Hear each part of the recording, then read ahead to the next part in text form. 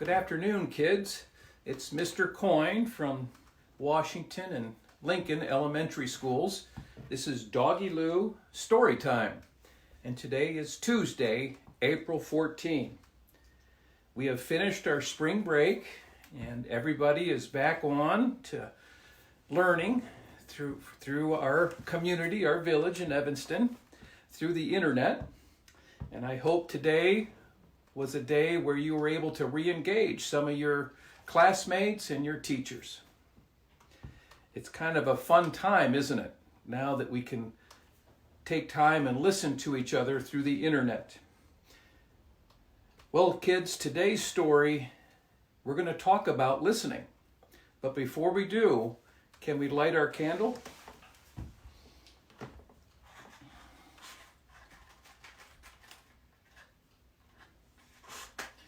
These two matches are stuck together.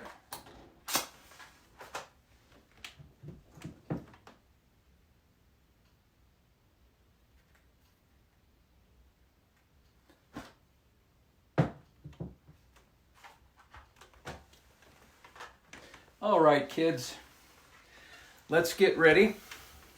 Body still, ears listening, eyes watching, and voices quiet. Today, Mr. Coyne would like to tell you a story about sound.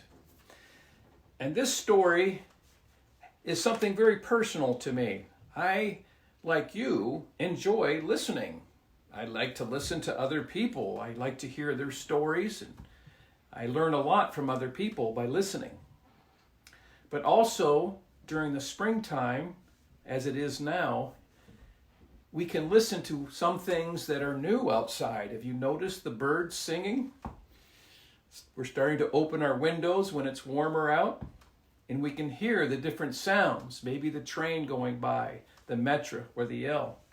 Or maybe we can hear some of the planes coming in and out of Midway or O'Hare Airport. Or maybe we can hear a car coming down our streets. All of these things make sound. And I'm not a scientist per se, but I do believe sound travels very fast, about 767 miles per hour. That is really fast. So let's say somebody makes a loud noise 1 block away from your house and your window's open, you probably will hear that noise.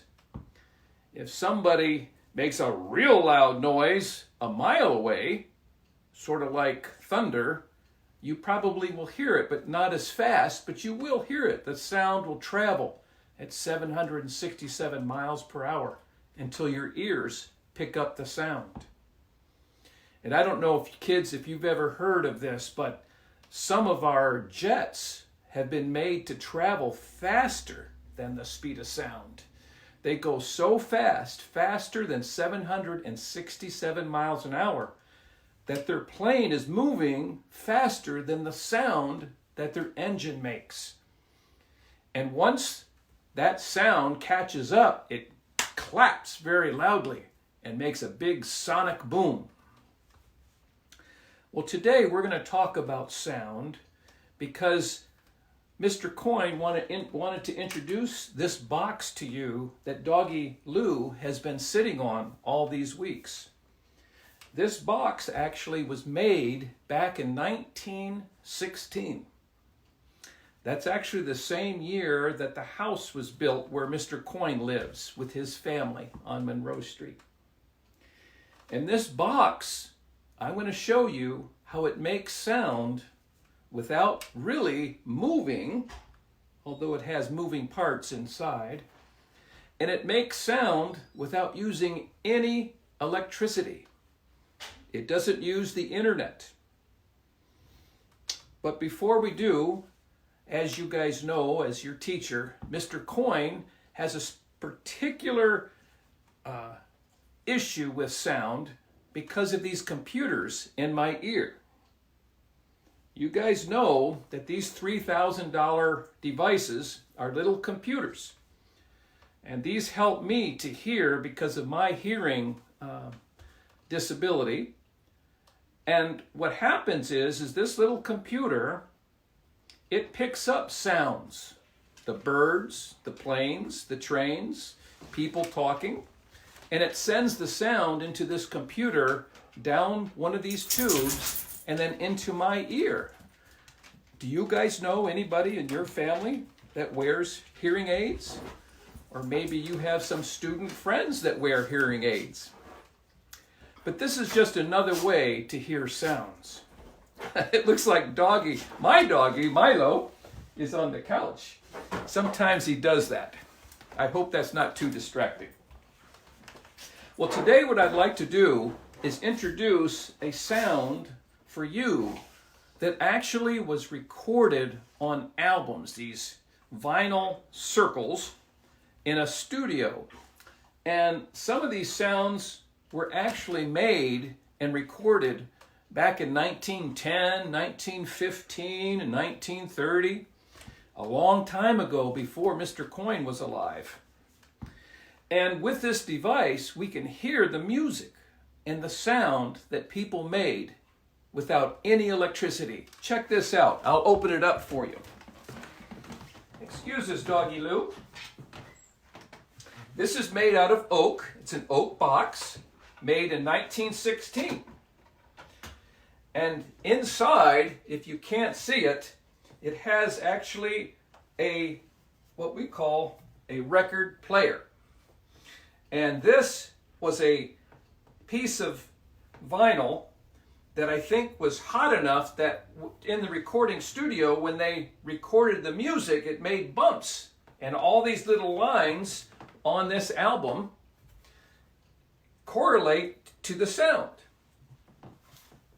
And when we crank this up, it allows the spring to turn the table. And when I take the brake off, the actual album turns. And this is connected to a needle that's metal onto a tube. And then that vibration comes outside of here as music. Let's hear what this has to say.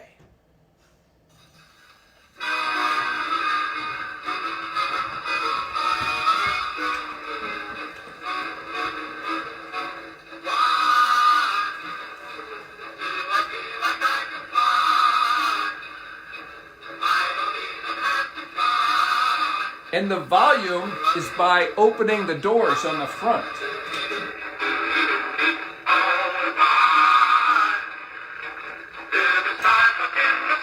A little loud.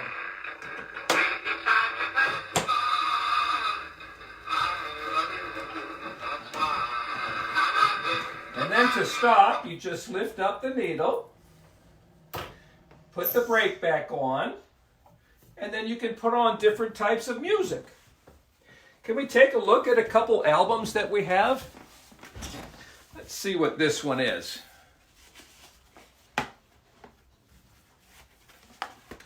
This album is called When Mother Nature Sings Her Lullaby, kind of like spring. And the person singing is called Bing Crosby.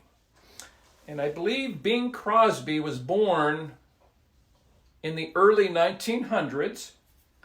And when this box was made in 1916, he would have been in elementary school, learning how to play musical instruments, learning how to sing, and learning how to read music. And with his love of music, by the time the 1930s came around, he started to record. Do you want to hear his voice? This is Bing Crosby with Eddie Dustler at the organ. I believe this was recorded in 1938, and it's entitled When Mother Nature Sings Her Lullaby. Let's see what that sounds like.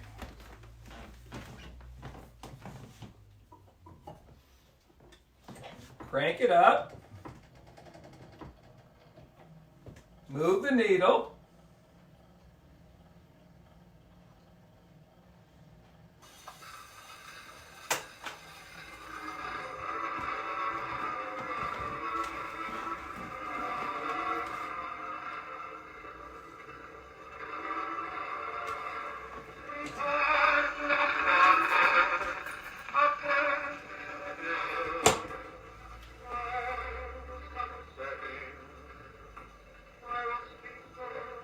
And that's without the internet.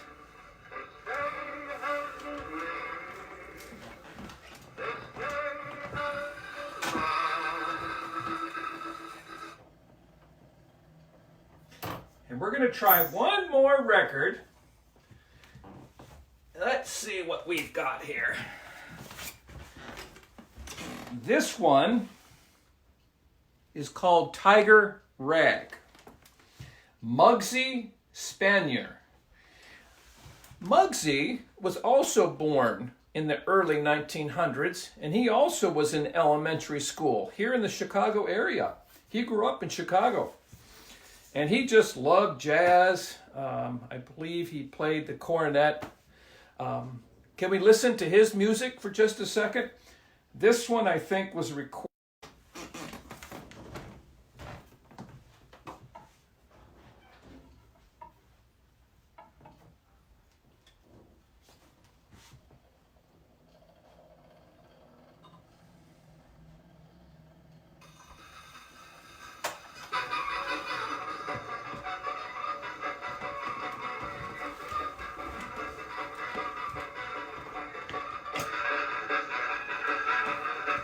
Can you hear the clarinet?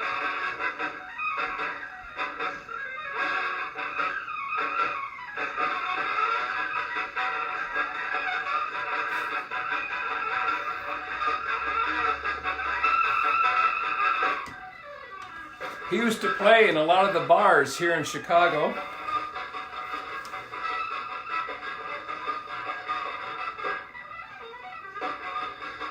And Mr. Coyne hopes that as you guys navigate with your family this virus time at home, think about ways to be creative in making your own music.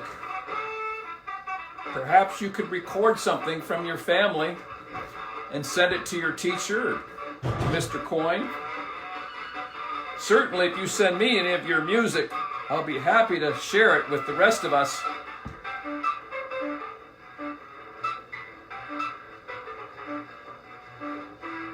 This is Mr. Coyne ending Tuesday's Doggy Loo Storytime, and we'll be back again Wednesday. Try listening to the different sounds over the day. Let's hear from you guys and what kind of sounds that you hear or you make. Have a good night. Bye-bye.